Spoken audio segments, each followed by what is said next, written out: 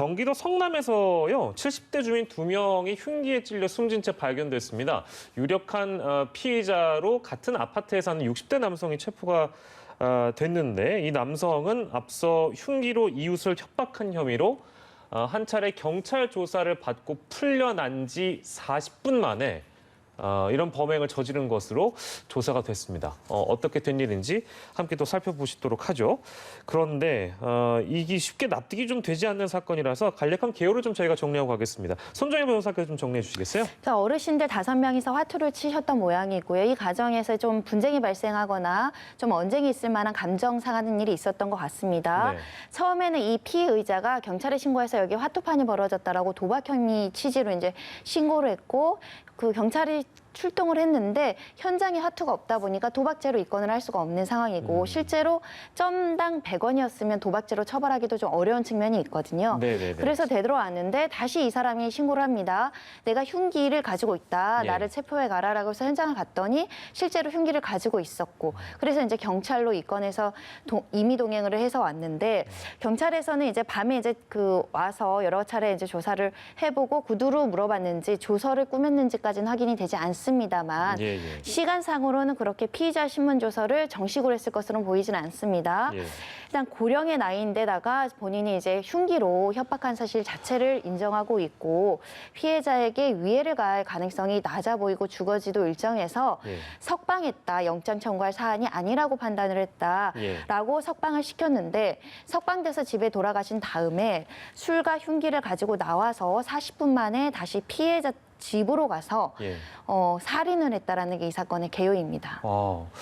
아니 근데 이제 그 내용이나 정황을 봐도 이게 좀 납득이 잘 안 가는 부분도 있는데 그 용의자가 행동하는 이런 상황, 이 행동하는 내용을 들어보니까 이 행동 자체도 굉장히 이례적인 일 같아서요. 그렇죠. 이례적이죠. 사실은 3번이나 본인이 신고를 하잖아요. 네네네. 도박을 하고 있다라고. 그 말은 그 두 사람, 그러니까 그 화투를 쳤던 장소에 대한 불만이 본인한테 있었던 거고 그걸 어떤 형태로든 좀 어렵게 만들려는 의도를 가지고 신고를 한 것 같은데 3번이나 신고를 했는데 출동을 했어요. 그리고 나서 풀려난 다음에 다시 얘기하잖아요. 뭐라고 얘기하냐면 본인이 흉기를 가지고 있다. 그리고 이분 이제 제가 볼 땐 체포를 했으니까 분명히 이분의 전과를 조사했을 겁니다. 45범이에요. 저는 그래서 이분의 이런 행동을 봤을 때 경찰이 이렇게 쉽게 다시 풀어주고 내일 나오라고 얘기했다는 게 좀 이해가 안 됩니다. 왜냐하면 이분의 행동 자체가 상식적으로 좀 이해되기 어려운 행동들이 있어요. 그럼 그런 행동을 보이는 사람이 흉기를 가지고 있었고 내가 흉기를 가지고 있으니까 나를 체포하라고까지 얘기했다는 말은 뭔가 차후에 어떤 흉악 범죄가 일어날 가능성을 전혀 배제할 수 없는 상황이라고 저는 보여지거든요. 만약 경찰이 주장하는 것처럼 혐의를 다 인정하고 주거가 일정하고 그다음에 증거가 확보됐고 고령이니까 도저히 우려가 없다고 생각한다면 흉기를 가지고 있다고 전화하는 사람이 정상적인 행동을 할 수 있는 상황이라는 것은 왜 고려를 안 했는지 모르겠어요. 그리고 전과가 45범 정도 되면 범죄 행위에 대해 일정 부분 어느 정도 가능성에 대해서 예측할 수 있는 상황인데 그런 부분들을 전혀 예측하지 못했다는 부분이 저는 이해가 안 됩니다. 즉 상식적으로 이해될 수 없는 행동이 계속 반복적으로 일어났습니다. 그 밤에. 그래서 체포까지 해서 조사를 했는데 그럼에도 불구하고 경찰이 풀어준 것 자체에 대해서는 저는 상당히 논란이 있을 수밖에 없다. 이게 그냥 상식적으로 이해될 수 있는 범위 내에서 한두 번 화풀이로 신고하고 끝났다고 하면 문제가 없지만 흉기를 가지고 있으니 나를 잡아가 달라고 얘기했다고 하는 것은 그 자체가 사실은 경찰의 판단에 약간의 그 안이함이 있는 게 아닌가 하는 비판을 좀 피하기 어려운 상황이 아닌가 이렇게 보여집니다. 그러니까 지금 그런 비판들이 나오고 있는 상황이고, 그러니까 충분히 이제 이런 상황을 예측이 가능한 상황 아니었겠는가라는 게 우리 일반 대중의 어떤 사고인 것 같습니다. 그러니까 결국에는 결론적으로 구속 상태였어야 되는 거 아니냐?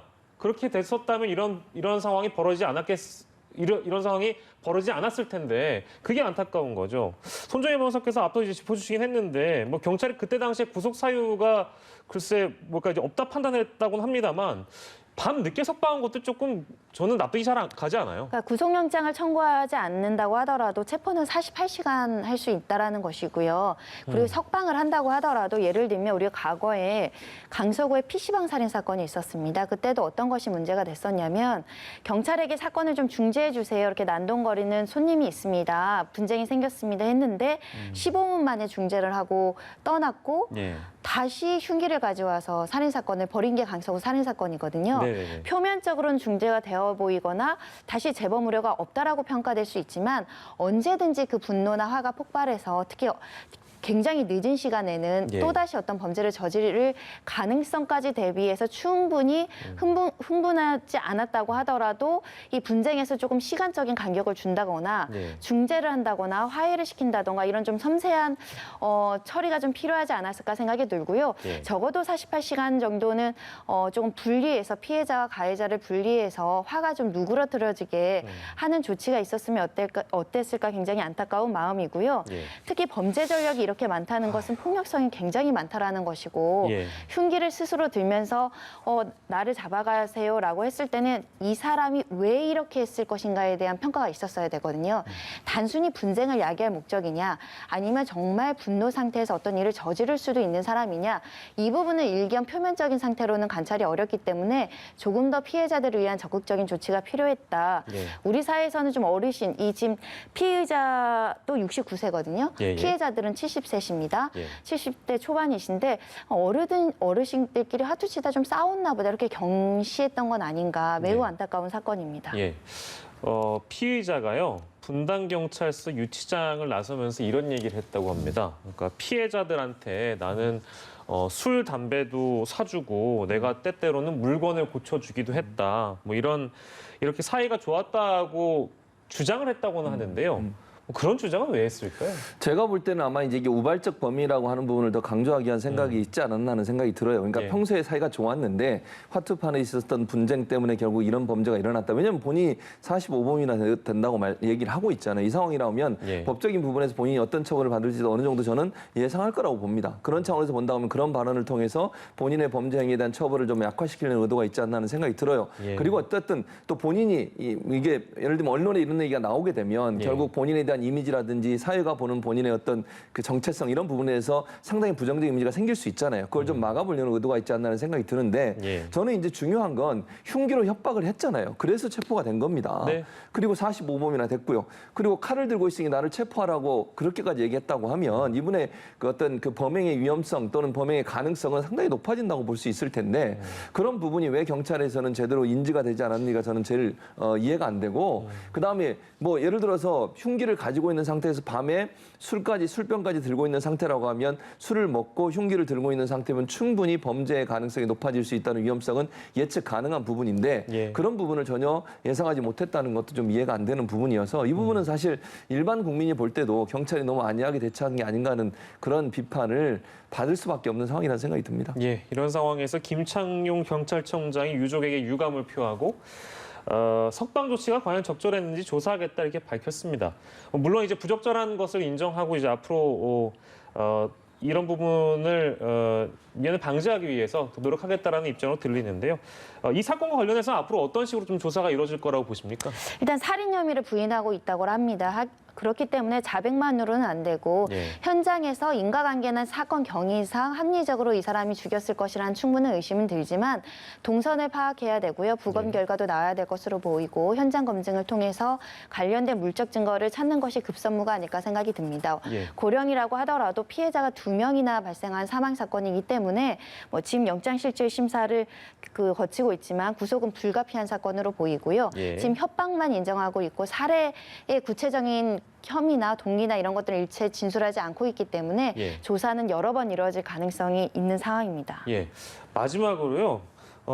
최진봉 교수께 여쭤보고 싶은 게 이제 저희가 이제 이런 내용 다루다 보면 가끔 우리 법을 집행하는 분들이 뭔가 그 일반 대중들의 시각과 너무 동떨어진 어떤 그런 결정을 내린다든지 네. 물론 그런 정황들이 많이 보입니다. 왜 그럴까요? 제가 볼 때는 이런 게 두 가지가 있다고 저는 보는데 첫 번째는요. 너무 이제 그 명문화된 법률의 규칙, 원칙을 지키려고 노력하다 보니까 예. 거기에 이제 허점이 생길 수 있거든요. 그러니까 법이라고 하는 것은 모든 걸 다 거기에 다 담을 수가 없어요. 그럼 정황이나 상황을 봐서 앞으로 예측 가능한 범죄 행위에 대해서는 법에는 적어놓지 않잖아요. 예. 범죄가 발생했을 때 그 범죄에 관련된 처벌을 하는 것만 법에 규정돼 있는데 네. 지금 이 사건처럼 차후에 일어날 수 있는 다양한 형태의 예방 가능한 범죄 행위에 대해서도 미리 예측하고 그걸 미연에 방지할 수 있는 방안들도 경찰이 함께 해야 되는 거거든요. 예. 근데 그런 부분에서 저는 원칙적으로 따지면 혐의를 인정하고 있고 예를 들면 흉기가 발견이 됐고 본인의 주거가 안정되고 이런 원칙만 따져서 그냥 풀어줬을 때 그 다음에 어떤 일이 일어날지는 전혀 예측을 안 하는 거죠. 그건 너무 저는 이제 편의주의적인 행정이라고 저는 생각이 들거든요.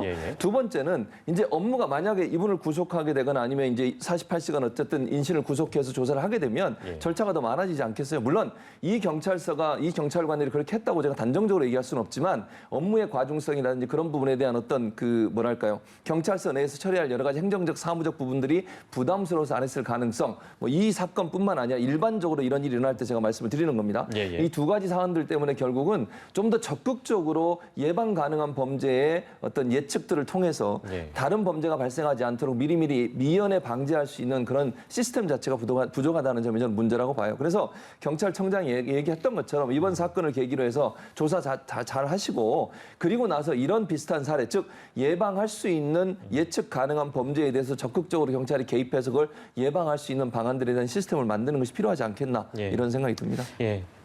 굉장히 동감하고요. 왜냐하면 경찰의 역할이라는 것이 체포 구속만 있는 것이 아니고요. 범죄를 예방하는 데도 있거든요. 그리고 한 가지 더 말씀드리고 싶은 것은 흉기로 협박하는 사건 같은 경우 흉기를 들고 있다고 하더라도 사람이 다치거나 죽지 않으면 벌금형이 나오는 경우도 굉장히 많거든요. 그러니까 흉기로 협박하는 죄 자체가 얼마나 심각한 범죄인지에 대한 경각심이 우리 사회에 좀 부족하고 실제로 실무적으로 형도 집행유예 벌금형이 다수다 보니까 피해자 입장에선 흉기로 한번 협박을 당하면 굉장히 트라우마가 남거든요.